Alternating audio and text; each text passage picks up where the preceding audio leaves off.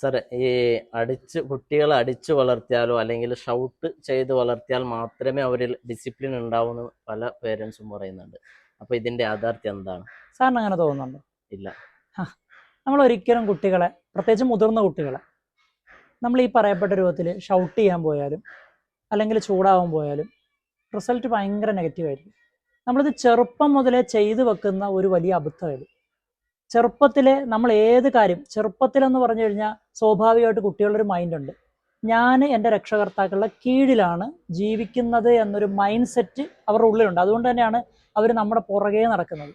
എന്ത് വന്നാലും നമ്മൾ ഇത്തിരി ഒന്ന് പിണങ്ങി നിന്നാലും അവർ ഉമ്മാന്ന് വിളിച്ച്, അമ്മയെന്ന് വിളിച്ച്, അച്ഛാന്ന് വിളിച്ച് നമ്മൾ പുറകെ വരുന്നത്. പക്ഷേ ടീനേജ് ആയിക്കഴിഞ്ഞാൽ അവരുടെ കാഴ്ചപ്പാട് മാറും. അച്ഛൻ പിണങ്ങിയാൽ എനിക്കെന്താ, അമ്മ പിണങ്ങിയാൽ എനിക്കെന്താ, എനിക്കെൻ്റെ ചങ്ക് ബ്രോസ് ഉണ്ട് എന്നുള്ള ഒരു ചിന്താഗതിയിലേക്കാണ് കുട്ടികൾ വരുന്നത്. സ്വാഭാവികമായിട്ട് ആ ഒരു രീതി നമ്മൾ തുടർന്നാൽ, നമ്മൾ വിചാരിക്കും, പലപ്പോഴും കൗൺസിലിങ്ങിന് വരാൻ നേരത്തെ രക്ഷകർത്താക്കൾ പറയാറുണ്ട്, ചെറുപ്പത്തിൽ അവന് വഴക്ക് പറഞ്ഞാൽ ഭയങ്കര പേടിയായിരുന്നു, അവനോട് ചൂടായി കഴിഞ്ഞാൽ ഭയങ്കര അനുസരണമായിരുന്നു. പക്ഷെ മുതിർന്നു കഴിഞ്ഞപ്പോൾ അതൊന്നും ഇല്ല എന്ന് പല രക്ഷകർത്താക്കളും പറയാറുണ്ട്. നമ്മൾ പറയാറല്ലേ, അടയ്ക്കാണെങ്കിൽ കൈ വെക്കാം, അടയ്ക്കാമരമാണെങ്കിൽ കൈ വെക്കാൻ പറ്റത്തില്ലെന്ന്. അവൻ മുതിർന്നിട്ടുണ്ട്, അവൻ്റെ പ്രായം കൂടിയിട്ടുണ്ട്, അവൻ്റെ ലോകം മാറിയിട്ടുണ്ട്. ഇന്ന് അവൻ കരുതുന്നത് എൻ്റെ ലോകം എന്ന് പറയുന്നത് അച്ഛനും അമ്മയും മാത്രമല്ല, എൻ്റെ കൂട്ടുകാർ, ഞാൻ കാണുന്ന എൻ്റെ സമൂഹം, ഇതൊക്കെ എൻ്റെ ലോകമാണ് എന്ന് തിരിച്ചറിയുന്നതോടുകൂടി അവൻ്റെ അടുത്ത് ഈ പറയുന്ന രൂപത്തിൽ ഉപദേശവും അതേപോലെ ഷൗട്ടിങ്ങും ഈ പറയുന്ന രീതിയും പേരൻറ്റിങ്ങിൽ കൊണ്ടുവന്നു കഴിഞ്ഞാൽ കുട്ടികൾ നമ്മളിന്ന് ശരിക്കും അകന്നു പോകും. പിന്നെ അവരെ തിരിച്ചു കൊണ്ടുവരിക എന്ന് പറഞ്ഞാൽ അസാധ്യമാണ്. അവരവരുടെ റൂട്ടിലേക്ക് പൊയ്ക്കൊണ്ടിരിക്കും. നമ്മളെ അവർ ഏറ്റവും വലിയ ശത്രുക്കളായിട്ട് കാണും. റിസൾട്ട് വളരെ നെഗറ്റീവായിരിക്കും. അതുകൊണ്ട് ഞാൻ എപ്പോഴും പറയാറുണ്ട്, നമ്മുടെ ഏറ്റവും നല്ല സുഹൃത്തുക്കൾ നമ്മുടെ മക്കളാവണം എല്ലാ കാലത്തും.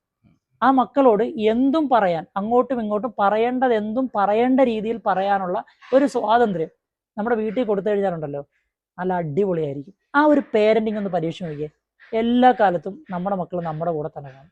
അതാണ് ഏറ്റവും നല്ല രീതി. ഓക്കെ. അപ്പോൾ സാർ പറഞ്ഞ പോലെ ഉപദേശിച്ചാൽ കുട്ടികൾക്ക് ഭയങ്കര ഇറിറ്റേഷൻ ആണെന്ന്. അപ്പൊ ഈ ഉപദേശത്തിനും ഈ അവർ സാധാരണയായിട്ട് സംസാരിക്കുന്നതിനേക്കുള്ള എന്താണ് വ്യത്യാസം? എന്താ ഉപദേശം എന്ന് പറഞ്ഞൊരു ഭാരമാണ്. ഞാനിപ്പോൾ സാറിനോട് ചോദിക്കട്ടെ, ഞാൻ സാറിനോട് വളരെ സന്തോഷത്തോടുകൂടി ഫ്രണ്ട്ലി ആയിട്ട് നിൽക്കുന്നതാണോ സാറിന് ഇഷ്ടം?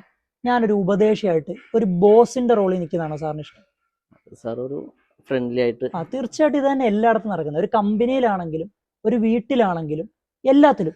എന്ത് ഈ സൗഹൃദങ്ങളെ കുട്ടികൾ ഭയങ്കര ഇഷ്ടപ്പെടുന്നത് എന്താ? അവരവിടെ ബോസ് അല്ല. വീട്ടിലിപ്പോ കൂടുതൽ ഫ്രണ്ട്ലി ആയാൽ അവർക്ക് റെസ്പെക്ട് ഉണ്ടാവും. ആ റെസ്പെക്ട് നിലനിർത്തി നമുക്ക് ഫ്രണ്ട് ആവാൻ കഴിയും. എങ്ങനെ? അതിനൊരു ബോർഡർ ലൈൻ ഉണ്ട്. ആ ബോർഡർ ലൈനിലൊക്കെ നമ്മൾ കാത്തു സൂക്ഷിച്ചാൽ മതി. നിൽക്കേണ്ട സ്ഥലത്ത് നിന്നുകൊണ്ട് നമ്മൾ ഫ്രണ്ടായി നോക്കിയേ, നമുക്കൊരു ബോർഡർ ലൈൻ നമ്മുടെ മക്കളോടുണ്ട്.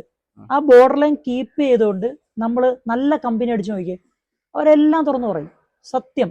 ഇതാണ് ഒരു പിന്നെ നമ്മൾ മനസ്സിലാക്കിയൊരു തെറ്റിദ്ധാരണയാണ്. ഒരു രക്ഷകർത്താവ് നിൽക്കേണ്ട ഒരു റോളുണ്ട്, ഒരു വാപ്പ നിൽക്കേണ്ട റോളുണ്ട്. ആ റോളിൽ നിന്നുകൊണ്ട് തന്നെ, ആ പരിധി ആ ഒരു ബോർഡർ ലൈൻ നിന്നുകൊണ്ട് തന്നെ അവരോട് കമ്പനി അടിച്ചു നോക്കി. ഞാൻ അതാ കുറച്ചു മുമ്പ് പറഞ്ഞത്, പറയേണ്ട ശൈലിയുണ്ട്, പറയേണ്ട രീതിയുണ്ട്, പറയേണ്ട കാര്യങ്ങളുണ്ട്. ഇതെല്ലാം നമുക്ക് ഓപ്പണായി പറഞ്ഞു കഴിഞ്ഞാൽ കുട്ടികൾക്ക് ഭയങ്കര ട്രസ്റ്റ് ആയിരിക്കും നമ്മളോട്, ഭയങ്കര വിശ്വാസമായിരിക്കും. എനിക്ക് എന്തും എന്ത് ചെയ്യാം, എൻ്റെ അച്ഛനോട്, എൻ്റെ അമ്മയോട് എനിക്ക് എന്ത് തുറന്നു പറയാം, എനിക്ക് തുറന്നു പറയാനൊരു ഇടമുണ്ട് എന്ന ഫീലിങ്സ് വന്നു കഴിഞ്ഞാൽ വേറെ എവിടെയും പോകത്തില്ല. പലപ്പോഴും ഞാൻ മനസ്സിലാക്കിയിട്ടുള്ള കാര്യമാണ്, ഈ ലവ് അഫെയറുമായി ബന്ധപ്പെട്ടുകൊണ്ട് പല കുട്ടികളും എന്നോട് പറയാറുണ്ട്, ഞാൻ അവളെ സ്നേഹിച്ചത് എന്തുകൊണ്ടാണെന്നറിയാം, എൻ്റെ അമ്മയുടെ സ്ഥാനത്ത് എനിക്ക് വേണ്ട എല്ലാ കരുതലുകളും തന്നത് അവളാണ്. എൻ്റെ വീട്ടിൽ നിന്ന് എന്നെ അമ്മ സ്നേഹിച്ചിട്ടില്ല, എനിക്ക് വേണ്ട കരുത്ത് തന്നിട്ടില്ല, സ്വാഭാവികമായിട്ട് അമ്മയുമായിട്ട് എനിക്ക് അറ്റാച്ച്മെന്റ് ഇല്ല. ഇതെല്ലാം തന്നത് എൻ്റെ കാമുകയാണ്. ആൺകുട്ടികൾ വിശിഷ്യ പൊതുവിൽ ഇത് ആഗ്രഹിക്കുന്ന ഒരു പ്രകൃതക്കാരൻ. അമ്മയുടെ റോളിലേക്ക് ഒരു കാമുകി മാറുകയാണ്, കാര്യങ്ങൾ കേൾക്കുകയാണ്, സംസാരിക്കുകയാണ്, നല്ലൊരു ലിസണർ ആവുകയാണ്. സ്വാഭാവികമായിട്ട് അവരോട് ഫിസിക്കലി മെന്റലി അറ്റാച്ച്മെന്റ് ഉണ്ടാകാനുള്ള സാധ്യത കൂടുതലാണ്. അപ്പൊ നമ്മൾ തന്നെയാണ് അവർക്ക് പ്രണയിക്കാനുള്ളൊരു വഴി തുറന്നു കൊടുക്കുന്നത്. കാരണം എന്താ, വീട്ടിൽ ആ സ്പേസ് ഇല്ല, അപ്പോൾ ഒരു പുറത്തു പോകും. സ്വാഭാവികമായിട്ട് നിങ്ങൾ നല്ലൊരു രക്ഷകർത്താവായി മാറി നോക്കിയേ, അവന് എന്തും പറയാൻ, അവന് പറയേണ്ട കാര്യങ്ങളൊക്കെ വന്നു പറയാൻ പറ്റുന്ന ഒരു ഇടമായി നമ്മളൊന്ന് മാറി നോക്കിയേ, തീർച്ചയായിട്ടും അങ്ങനത്തെ കുട്ടികൾ പ്രണയത്തിലേക്ക് പോകില്ല എന്നുള്ളതാണ് ഞാൻ മനസ്സിലാക്കിയൊരു യാഥാർത്ഥ്യം. എൻ്റെ ഒരു കൗൺസിലിംഗ് എക്സ്പീരിയൻസ്, എൻ്റെ ഒരു ട്രെയിനിങ് എക്സ്പീരിയൻസ് അതാണ്. Okay, thank you sir. Okay, welcome.